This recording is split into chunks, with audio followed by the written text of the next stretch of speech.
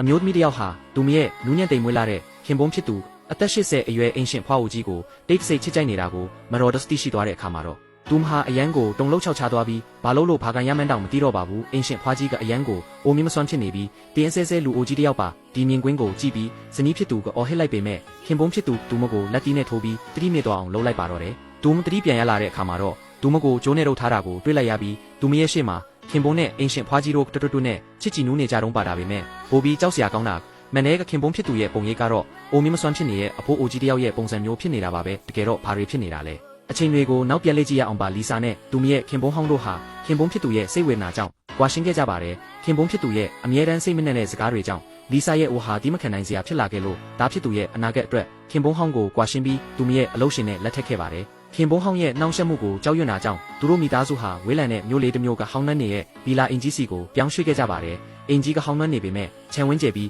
ဈေးနှုန်းကလည်းမယုံနိုင်လောက်အောင်ချိုးတာနေခဲ့ပါတယ်သူတို့ရောက်တဲ့ပထမဆုံးနေ့မှာပဲအန်နာလို့ခေါ်တဲ့အိမ်ထင်းအဖွားအိုကြီးတစ်ယောက်ရောက်လာပါတယ်သူမကဒီအိမ်မှာနေခဲ့တာ35နှစ်ရှိပြီဖြစ်ပြီးချမ်းဆောင်ပေးမယ်လို့ဆိုပါတယ်လီဆာကတော့ကူညီပေးမဲ့သူရှိလို့ဝမ်းသာနေခဲ့တာပေါ့ဒါပေမဲ့နောက်တစ်နေ့မှာတော့လီဆာရဲ့သားလေးဇိုးဟာပုံတန်းကစားရင်းအိမ်ထဲကတော့ခတ်ထားတဲ့တစိမ့်တစ်ခုကိုဖွင့်မိသွားပါတယ်အဲဒီနောက်မှာတော့မြေအောက်ခန်းထဲကိုပြုတ်ကျသွားခဲ့ပါတယ်သူတတိယလာတဲ့အခါမှာတော့အမိုက်တွေနဲ့မှုနှန်းတွေနဲ့နေတဲ့အခန်းထဲကိုရောက်နေပြီးအဲ့ဒီလယ်မှာအိုးဖြူအုပ်ထားတဲ့မန်ကြီးတစ်ချက်ကိုတွေ့လိုက်ရပါတယ်သားလေးဇိုးအဲ့ဒီဝတ်ကိုဆွဲဖယ်လိုက်ပြီးမန်ထဲမှာမျက်နှာပြောင်ပြတ်နေတော့ကြောက်စရာကောင်းတဲ့အရာတစ်ခုဖြစ်ပျက်ခဲ့ပါတယ်မန်ထဲပုံရိပ်ကတုပါသားသူလှုပ်ရှားနေတာပါပဲသားလေးဟာကြောက်လန့်ပြီးတတိမြစ်သွားခဲ့ပါတယ်မိဘတွေကအချိန်မီရောက်လာပြီးသူ့ကိုကယ်ထုတ်နိုင်ခဲ့ပေမဲ့ဇိုးကတော့တတိပြန်မြက်လာတော့ပါဘူးခင်ပွန်းဖြစ်သူချက်ကလည်းအန်နာဖွားကြီးကိုကူညီဆောင်ရှောက်ပေးဖို့အကူအညီတောင်းခဲ့ပါတယ်ဒါပေမဲ့ညဘက်မှာတော့အခြေအနေတွေပိုဆိုးလာပါတယ်ဒါလေးဟာအိပ်ပျော်နေရင်ကနေရုတ်တရက်ထလာပြီးအိမ်မက်လန်ရှော့လိုမျိုးအောက်ထက်ကိုဆင်းသွားပါတယ်အဲ့ဒီမှာအန်နာဖွားကြီးစောင့်ကြိုနေတာပါညလဲမှာကြက်နိုးလာပြီးဒါဖြစ်သူပျောက်နေတာကိုတီးလိုက်ရတဲ့အခါအတေးတန်လိုက်ရှာပါတော့တယ်အောက်ထက်မှာတော့ဒါဖြစ်သူစံနရားရှိမှထိုင်ပြီး